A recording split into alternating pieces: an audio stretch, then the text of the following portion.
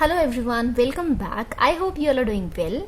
So today we are going to start question number 1 of exercise 5.3. अब question number 1 में आपको क्या दे रखा है? You have to tell the possible ones digit of the square root of each of the following. अब कहोगे ma'am आपने फिर से ये लिख दिया. अब ये लिखने का देखो बार बार आपको एग्जाम्स में या जब आप करोगे आपको एक बार अच्छे से आगे आपको ये लिखने की जरूरत ही नहीं है.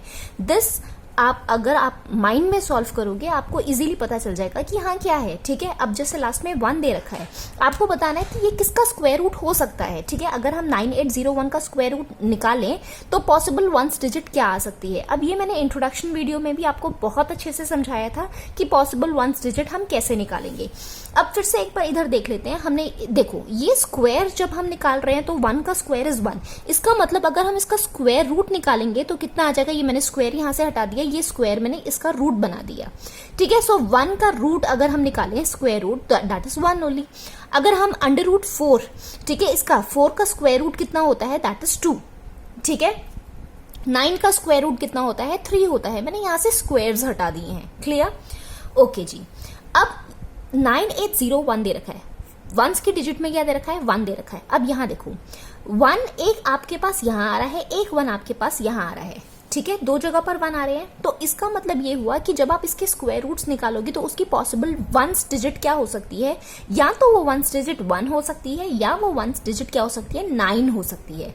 राइट, 81 का भी जब आप स्क्वायर रूट निकालते हो तो वो 9 आता है. तो इसका मतलब कोई ऐसी डिजिट होगी जिसकी वंस की प्लेस में क्या लिखा होगा 9 लिखा होगा. यहाँ कुछ भी हो सकता है जब हम 9801 का स्क्वायर रूट निकालेंगे. पर ये पॉसिबल वंस की डिजिट पूछी है, सो वंस की डिजिट क्या हो सकती है दैट दे हैव आस्क्ड. तो हम जब माइंड में सॉल्व करेंगे क्या हमें लिखने की जरूरत है, नहीं लिखने की जरूरत. हमें सिर्फ ये देखना है कि 1 जब हम स्क्वायर करते हैं तो कहां पर 1 आता है.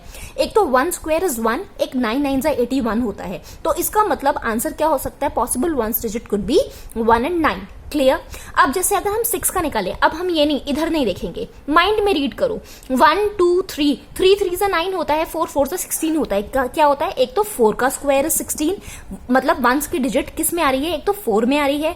देन अगेन आगे देखो 5 में 6 में 6 6 36, 6 का स्क्वायर इज 36. ठीक है, तो पॉसिबल वंस डिजिट जहां पर ये अगर हम इसका स्क्वायर रूट निकालें तो पॉसिबल वंस डिजिट क्या हो सकती है कि वो यहाँ तो मे बी 24 का स्क्वायर रूट हो या मे बी 34 का स्क्वायर रूट हो, मतलब कुछ ऐसा होगा. ठीक है, तो पॉसिबल वंस डिजिट उसकी क्या हो सकती है, उसकी वंस डिजिट क्या हो सकती है दैट कुड बी 4 और 6. क्लियर. तो क्या हमें ये देखने की जरूरत पड़ी, नहीं देखने की जरूरत पड़ी. हमने कैसे सॉल्व किया, माइंड में सॉल्व किया कि हाँ किसका स्क्वायर क्या होता है.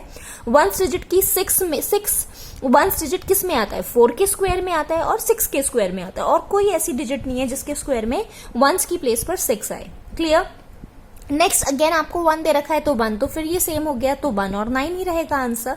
नेक्स्ट आपको ये वंस डिजिट देखो 5, और वो 5 का एक ऐसा स्क्वायर है 5 5 से 25 जहां पर वंस की डिजिट में क्या होता है 5 आता है. क्लियर. तो इसका आंसर विल बी 5.